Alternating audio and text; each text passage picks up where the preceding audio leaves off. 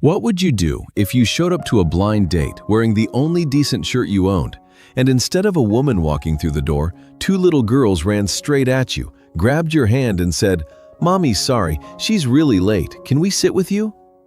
That's what happened to Lucas Reed on a Friday night in October, inside the kind of restaurant where the breadbasket costs more than his hourly wage.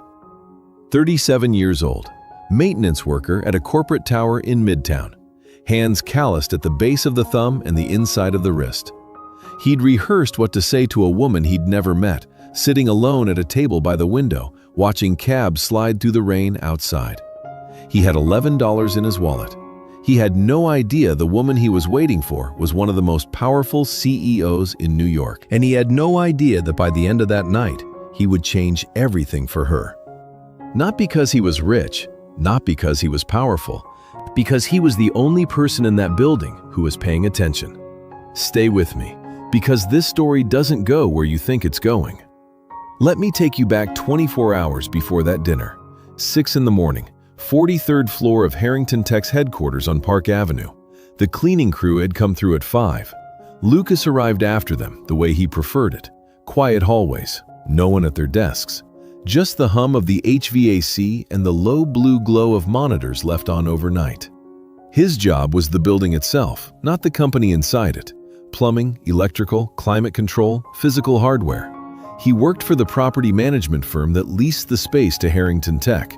He knew the floor plan better than anyone who actually worked there. He knew which pipes ran cold in winter and which circuit breakers tripped if someone ran a space heater and a laptop charger on the same outlet. He moved through the executive floor with a toolbox and a clipboard. The corridor outside the CEO's office had a lighting fixture that had been flickering for 3 days. He'd submitted the work order twice. Nobody flagged it urgent. So he came in early on his own time. He was reaching up to unscrew the fixture cover when he heard it. Through the closed glass door of the conference room adjacent to the CEO suite. A man's voice. Low, clipped. The kind of voice that practiced sounding calm. Lucas wasn't trying to listen. He was 6 feet up on a stepladder with a Phillips head screwdriver. But the building's ventilation system ran along the ceiling, and in that particular corridor, sound traveled in ways the architects hadn't intended. He'd noticed it months ago when he heard a fired analyst crying on the phone 2 offices down. The voice said, 14 months. She doesn't know about the restructure clause. Her lawyers missed it. A pause. By the time she figures it out, the secondary vote will already be certified. The man laughed once, short and dry. The girls are a different matter. I'll handle that separately. Lucas replaced the bulb, screwed the cover back, climbed down. He wrote nothing on his clipboard. He said nothing to anyone. But he stood in that hallway for a long moment after the voice went quiet, his hand flat against the wall, and something tightened in his chest that had nothing to do with exhaustion. Now let me tell you about Bella. Isabella Harrington had not slept more than 4 hours a night in 6 weeks. She kept a cup of green tea on her desk that went cold every morning before she remembered to drink it. Her assistant Emma refilled it twice a day without being asked, one of the small mercies Bella never acknowledged out loud. She had built Harrington Tech from a dorm room concept into a Series C company worth $420 million. She had done this while putting herself through a divorce, a custody negotiation, and a board restructure that her COO kept assuring her was routine. The COO's name was Victor Kane, her partner for 6 years, her mentor before that. He knew every clause in every contract the company had ever signed because he had helped draft most of them. That morning, Bella sat across from her attorney on a video call and listened to him explain for the 3rd time why the restructure clause in her founding agreement was, quote, somewhat unusual but not necessarily alarming. She pressed 2 fingers to the bridge of her nose. Somewhat unusual, she repeated. Victor's counsel is technically correct that the language allows for a secondary shareholder vote under certain conditions. The question is whether those conditions have been triggered. Have they? A pause that lasted half a second too long. We're reviewing it. She ended the call, walked to the window overlooking Park Avenue, pressed her forehead against the glass, and did something she never permitted herself in this office. She closed her eyes. Her phone buzzed. A text from her sister Caroline. Sarah confirmed dinner. Lucas is a good guy. Go. You need to eat real food. She had agreed to this 2 weeks ago, in a weaker moment, when Caroline and her yoga instructor Sarah Reed had double-teamed her over lunch. She'd said yes mostly to make them stop. Now she thought about canceling. Then she thought about Mia and Zoe, and how she had not sat across from another adult in weeks without a lawyer present. She typed back, "Fine, but I might be late." She did not know how late. That same afternoon, Lucas got a text from his sister Sarah. "You're still going tonight. Don't even think about canceling." 7 o'clock, the Crystal Room. "I made the reservation." He read it twice. Typed back, "I only have one clean button down." Sarah replied, "Then iron it." His son Caleb was at the neighbor's place after school. Mrs. Kowalski, 72, kept Caleb supplied with oatmeal cookies and nature documentaries until 6. Lucas picked him up, made grilled cheese, helped with the math worksheet, read 2 chapters of a Roald Dahl book they'd been working through together, then sat on the edge of Caleb's bed until the boy fell asleep.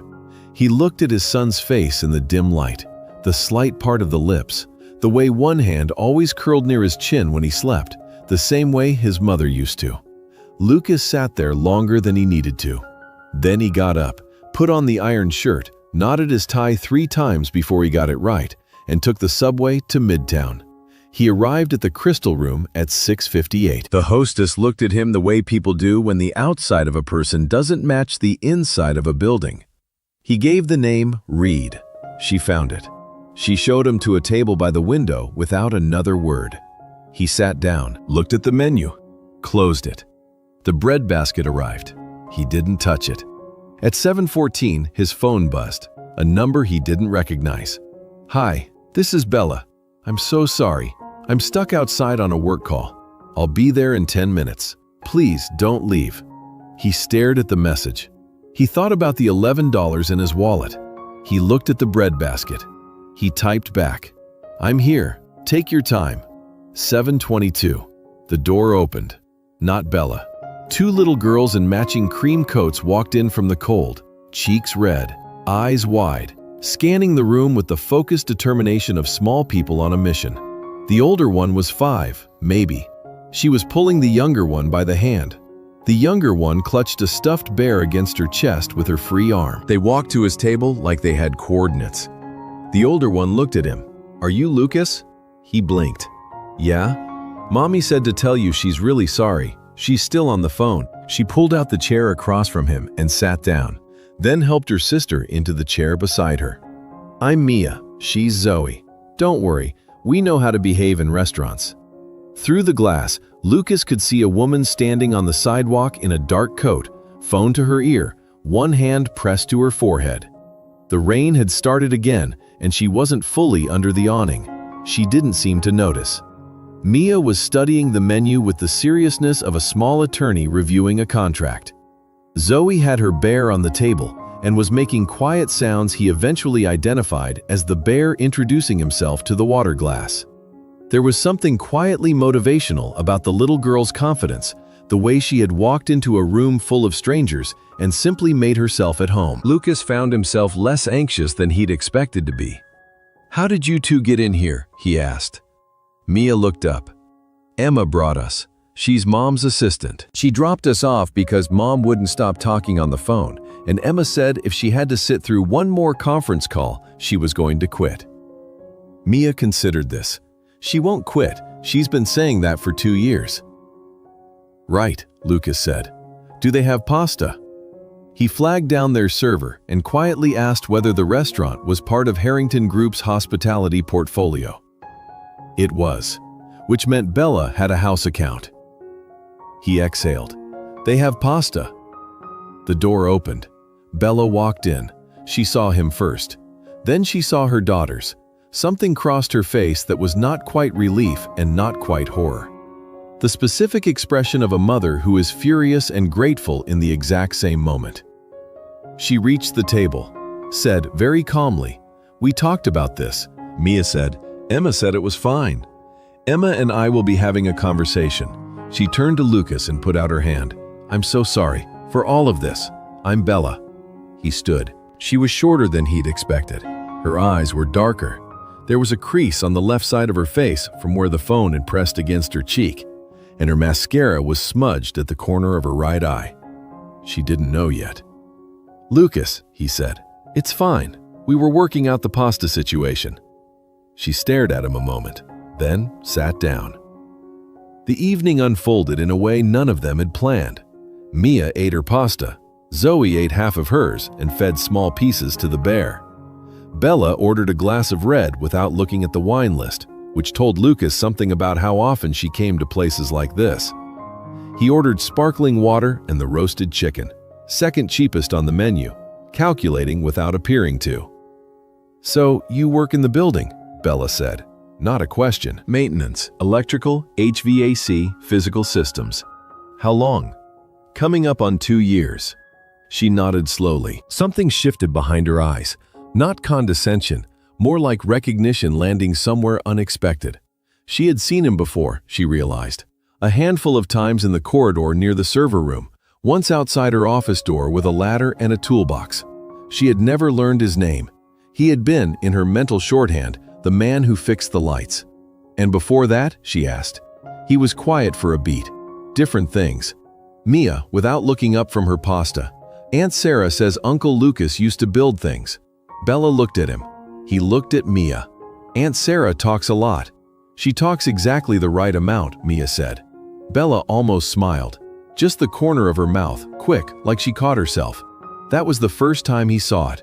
The way her face worked when she forgot to manage it. A whole other person underneath the executive posture. Someone who laughed differently when nobody was watching. Zoe tugged his sleeve. He looked down. She held the bear up to him. "His name is Elliot," she whispered, like she was sharing classified information. "Hi, Elliot," he said. Zoe looked satisfied and returned to her water glass. Something shifted at the table. The kind of thing that happens when a person expecting one evening gets an entirely different one and realizes, slowly, that the different one might be better. Lucas had come here thinking about what to say to a woman he'd never met. He hadn't expected to spend the first 20 minutes of their date making a little girl feel at ease in a restaurant that cost more than his rent. He also hadn't expected that doing exactly that would be the most natural thing he'd done in years. By the time the plates were cleared, both girls were leaning against Bella, drifting towards sleep the way children do, suddenly, without warning, like lights going out. Bella had an arm around each of them. She was looking at the window. "Tell me what you actually want to know," Lucas said. She looked back at him. "You've asked 3 polite questions. None of them were what you were thinking." 4 seconds of silence. He counted. "Sarah told me what you did before," Bella said. "She didn't tell me why you changed." "Personal reasons."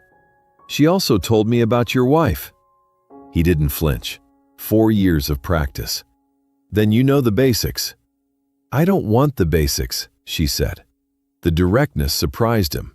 He'd been in enough rooms adjacent to enough powerful people to know their particular flavor of communication. But this was different. This was someone who had sat across tables full of people, being careful around her for so long that an uncareful person was something she'd forgotten to expect. "Her name was Grace," he said. "Car accident. Caleb was 4. He's 8 now. He's doing okay." "Are you?" she asked. A different kind of question. "Most days," he said. She nodded once. She believed him. Most people responded to that answer with follow-up comfort they hadn't earned. Zoe shifted in her sleep and made a small sound. Bella adjusted her arm without looking down, the automatic physics of a mother's body that has learned a child's weight. "When's the last time someone sat across from you without needing something?" Lucas asked. She opened her mouth, closed it. "I don't remember." He nodded like that was a reasonable answer, because it was. Her phone lit up on the table. She turned it face down. Not before he caught the name on the screen, Victor. Her jaw moved. Just barely. The tendons in her neck changed shape for 1 second. He filed it away. "What was the call about?" he asked. "Outside, before you came in." "Restructuring." "Careful, edited." "Of the company?" "Routine board matter. My COO is managing it." Victor Kane. He had heard that name that morning, spoken into a phone in the voice of a man who had already finished calculating.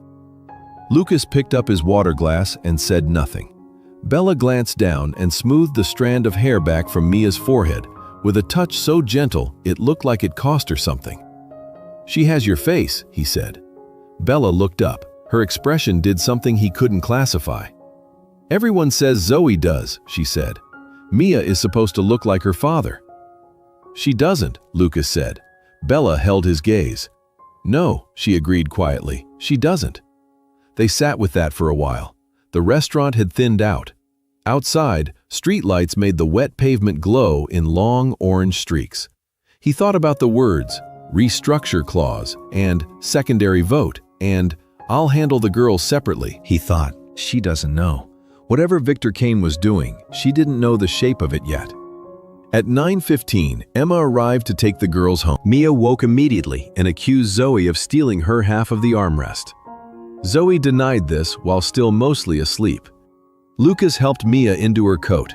She submitted with the patience of a child who has been put into coats by strangers before. Emma looked at Lucas with an expression of faint apology on behalf of the entire evening. "She's a great kid," he told Emma. He meant it. Both of them were. The kind of kids who reminded you what family actually looked like when nobody was performing for an audience. Mia looked at him over her shoulder on the way out. "You're nicer than the last one." "Mia," Bella said. "It's true," Mia said, and walked out. Bella covered her face with one hand for exactly 2 seconds. Then she put it down. The gesture made something in his chest go soft in a way he wasn't ready for. "The last one," he said. "Caroline set me up 3 months ago." He spent 40 minutes explaining how he optimized his portfolio. She picked up her wine glass, still half full from an hour ago. Mia asked him if he knew how to fix a leaky faucet. He said no. She lost interest immediately. Smart kid. Frighteningly so. Outside, they stood on the sidewalk. The air was cold and smelled like rain and exhaust, and, somewhere down the block, roasted nuts from a corner cart. She pulled her coat tighter. He turned up his collar. "I'd like to do this again," she said, "without the Greek chorus." "I like the Greek chorus," he said. She smiled, different from the laugh, quieter. "Good night, Lucas." "Good night." He watched her car pull away. Then he walked toward the subway, thinking about Victor Kane. Lucas didn't go home right away. He got off the subway 3 stops early and walked. Movement helped him think in a way that stillness didn't. She doesn't know about the restructure clause. The girls are a different matter. He turned it over. A maintenance employee doesn't stumble into corporate data. He had no access to Harrington Tech servers, no credentials, no window into their internal systems. He was the man who checked whether circuit breakers were tripping and whether the server room temperature was holding at 68 degrees. But 2 weeks ago, he had filed a report about something unusual in the physical infrastructure of the server room on the 14th floor. A device he didn't recognize, mounted to the rear of a network switch housing. Not one of the original components he'd cataloged when he inventoried the room. Not on any maintenance records.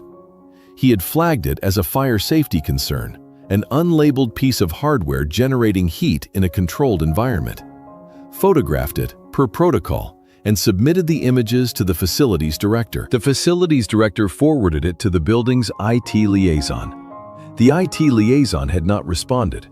Lucas stopped walking. He opened his maintenance documentation app and found the report, found the photograph. The small black device, rectangular, no more than 3 inches long, wedged between the switch housing and the wall bracket. He was not a cybersecurity expert, but he had spent 8 years before all of this working as an electrical engineer for a mid-sized infrastructure firm. He had sat in enough security briefings to know what a hardware keylogger looked like. He knew that a device like this, mounted to a network switch, could intercept and store communications data as it passed through that physical node. He knew what it was. He just hadn't known whose it was until tonight. He stood on the wet sidewalk for a long time. Then he called Sarah. "How did it go?" she answered. "I need to ask you something about Bella Harrington. What's your actual connection to her?" A pause. She joined my class 8 months ago. We got close. She needed someone to talk to who wasn't on her payroll. Lucas, what happened? Nothing happened at dinner. He paused. But something happened this morning. He told her about the corridor, the voice, Victor Kane's words moving through the ventilation system while he stood on a stepladder and changed a light bulb. Then he told her about the device. Sarah was silent for a long moment. You need to tell her. I know, but I can't walk up to a CEO with a maintenance photo and say I think someone's intercepting her data. I need to go through the right channels first. Then what are you going to do? He looked up at the city. A cab went by, then another. I'm going to formally escalate the hardware report first thing tomorrow, in writing, time-stamped, copied to the building's legal team. Then I'm going to let the building do what buildings do. A pause. And then I'm going to call Bella. You got her number? She texted me. A beat of silence. From the blind date? Yes. Lucas, you like her. He didn't answer. Okay, Sarah said. Be careful, and don't do anything that gets you fired before you figure this out. He stood in the cold with the photo on his screen. He thought about Mia looking at him over her shoulder on the way out. He thought about Zoe and her bear named Elliot. He thought about Bella pressing her forehead to the glass 43 floors above Park Avenue. He thought about a little girl who had walked into a stranger's evening and rearranged it entirely, and how the most inspirational things in his life had always arrived without warning, in the shape of something small. He put his phone away and started walking again. 3 days passed. Lucas filed the escalated hardware report Saturday morning. By Monday, the facilities director had forwarded it to Harrington Tech's external IT security firm, a third-party vendor called Keller Associates, who audited physical infrastructure for data exposure risks. The building had a legal obligation to report physical anomalies in shared infrastructure. Lucas did not call Bella. He waited. Wednesday, Sarah texted. She knows something's wrong. Keller is doing an emergency audit. She's asked Emma to find out who filed the initial report. He typed back, she'll find out. Thursday morning, 31st floor, replacing a thermostat. His phone rang. Is this Lucas Reed? A woman's voice, direct, controlled. Yes. This is Isabella Harrington. He set down the thermostat bracket. Good morning. Emma tracked down your report. You flagged the device 2 weeks ago. A pause. Before our dinner. Yes. The line went quiet. Not uncomfortable. More like someone recalibrating the geometry of a situation they thought they understood. Why didn't you tell me at dinner? She asked. Because I wasn't sure what it was yet, and because I didn't want to be the maintenance guy who panics a CEO based on a photograph of a box. Keller confirmed it this morning. It's a commercial network tap. Someone with physical access to the server room planted it. Her voice had changed, harder now. Victor has physical access to the server room. He uses it for his own office backup. A pause. Lucas, did you hear something before dinner? Something else? He thought about the ventilation, the voice. He told her everything. She was completely silent when he finished. Not the silence of someone who is shocked. The silence of someone who already knew, somewhere deep and protected, and is now watching the last door between that knowledge and the surface come open. The girls, she said. Very quiet. He said the girls are a different matter. Yes. She made a sound that was not quite a word. He waited. When she spoke again, her voice had settled into something flatter, colder. The voice people use when they have finished feeling the first wave of something and are starting to plan. I need to meet with you. Not in the building, somewhere else. They met that afternoon in a coffee shop in the West Village. She arrived before him. Corner table. A cup of something she wasn't drinking, a legal pad with things already written on it. He noticed her hands when he sat down, both flat on the table. He'd come to understand that was what she did when she was working to hold still. Tell me the timeline again, she said. From the beginning, every detail. He told her. She wrote things down, asked 3 clarifying questions, did not interrupt. He'd expected panic. He got precision instead.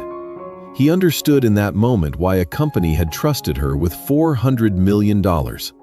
Under pressure, she became very still and very clear. When he finished, she looked at the legal pad. Then she looked at him, and she saw his hand. His right hand rested on the table. The scar ran from the base of his thumb across the heel of his palm, silver white and slightly raised. Old. The kind that happens when soft tissue meets something hard and moving at speed. She was looking at it the way people look at something they've seen before but couldn't place. "How did you get that?" she said. He pulled his hand back slightly, the reflex of someone who doesn't invite the question. "Long time ago," he said. She was still looking at the space where his hand had been. "There was an accident," she said slowly. 6 years ago. I was a grad student. A delivery truck jumped the curb on West 72nd. There was a man." She stopped. Her voice had become careful, like she was carrying something breakable. "He pushed me out of the way. The truck clipped him. He was gone by the time the ambulance came. I never got his name." Lucas said nothing. He had a scar on his right hand. "I thought about it for years. I thought I imagined it."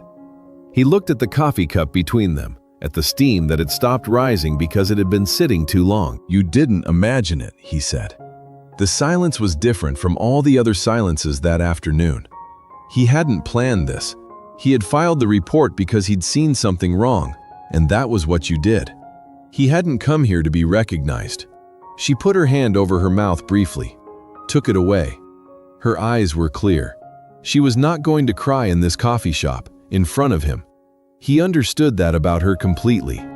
"You left," she said. "Why didn't you stay?" "Caleb was in school. Grace was at the hospital for a checkup." He paused. "I had somewhere to be. You were hurt. I've been hurt worse." She looked at him for a long moment. "You should have let me find you. I wasn't looking to be found. Then or now." Outside the window, a dog on a leash was staring at the pastry case with focused longing. Bella looked down at her legal pad. "Okay," she said. Her voice was back, steady. "Here's what we're going to do." She moved fast. By Thursday evening, she had called Marcus Webb, senior partner at the legal firm she'd hired herself before the company scaled. The one she'd found before Victor had opinions about her attorneys. Marcus was the kind of lawyer who did not use the word somewhat when reviewing contracts.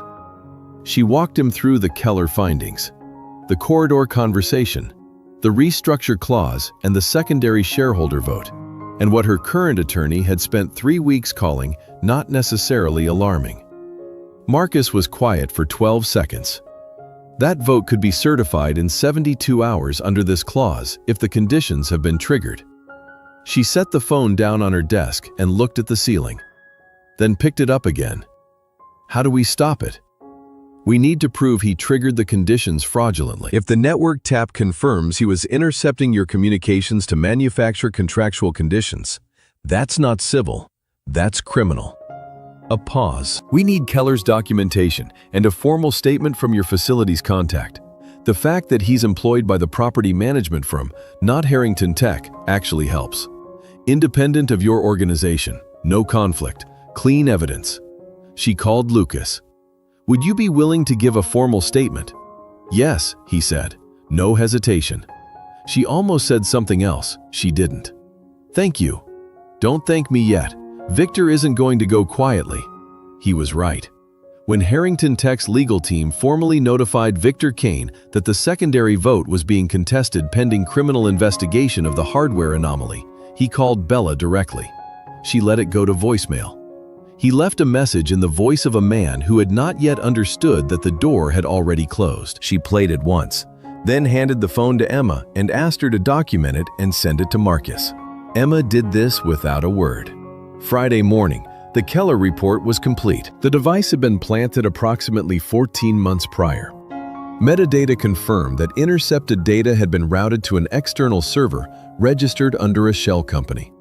Marcus traced the shell company back to a personal account of Victor Kane through 3 layers of incorporation. Victor had been patient, careful, thorough. He had simply not accounted for a flickering light bulb in a corridor. The emergency board meeting was called for Friday afternoon. Bella did not bring Lucas into the room. She didn't need to, and it would not have served either of them. Marcus presented Keller's findings and the formal statement from Lucas Reed, maintenance technician, licensed electrical engineer, registered with the state of New York, time-stamped report filed 14 days prior. Victor sat at the end of the table in his best suit and said almost nothing. His attorney objected twice, then went quiet. When the board voted to suspend Victor's authority pending criminal referral, it was 7-1. Victor stood, straightened his jacket, looked at Bella across the table. "I built half of this company," he said. "I know," she said. "You would have lost everything." "Maybe," she said, "but I didn't." He walked out. In the hallway, he passed Lucas, who was waiting on a bench near the elevator because Bella had asked him to stay. Victor stopped when he saw him. He looked at the maintenance shirt, the toolbox, the posture of a man who had spent 2 years learning to take up a little less space. Victor said nothing. He pressed the elevator button and stood with his back to Lucas and waited. When the doors opened, he stepped in. The doors closed. Lucas looked at the closed doors for a moment, then looked at his hands. 10 minutes later, Bella came out. She walked to the bench and stopped in front of him. She looked like someone who had just carried something very heavy down a very long staircase. "It's done," she said. "I know, I heard the elevator." She made a sound that was almost a laugh. "Marcus is filing the criminal referral this afternoon. The board is appointing an interim COO pending review." A pause. "There's going to be press." "I figured. Your name will likely come up." "I filed a maintenance report and gave a statement. That's it." "You know it's more than that." He was quiet. She sat down on the bench beside him. Not close enough to be anything, just close enough to be there. "What do you want?" she asked. "From all of this?" He thought about it honestly. "Nothing. I heard something I wasn't supposed to hear, and I reported something I was supposed to report." "That's what you do." She turned and looked at him. Something moved in her face that he didn't try to name, because naming it felt like stepping onto ice he hadn't tested yet. "That's not what most people do," she said. "Most people haven't spent 2 years learning how a building's pipes work. You pay attention to the small things, and eventually the small things tell you everything." She looked down at his hand, at the scar. She didn't say anything about it again. She didn't need to. 6 months later, the press lasted 3 days of sharp coverage, a week of follow-up, and then the next story arrived and the world moved on, as it always does. Victor Kane's case moved to federal court. These things take time. But the secondary shareholder vote was formally invalidated, the shell company dissolved, the 14 months of intercepted communications handed to prosecutors who knew what to do with them. Harrington Tech named a new COO, Dr. Priya Acharya, 3 years with the company, in a role Victor had consistently kept just below his own. Bella's words, "The most qualified person in the building. I should have seen it 18 months ago." The company did not collapse. It did not even stumble. Bella slept 5 hours a night the first month, then 6.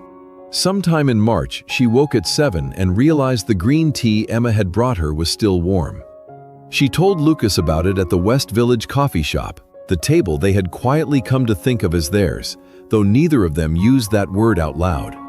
"That's a good sign," he said. Emma nearly cried. "Don't tell her I told you."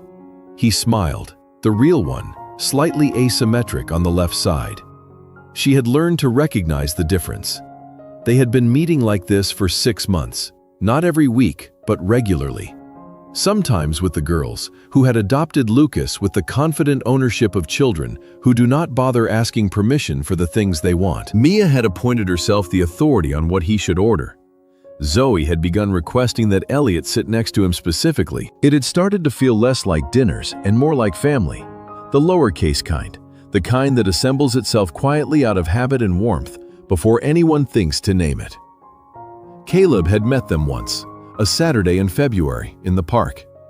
8 years old and serious, he spent 45 minutes explaining the evolutionary biology of penguins to Mia. who received it with respectful attention.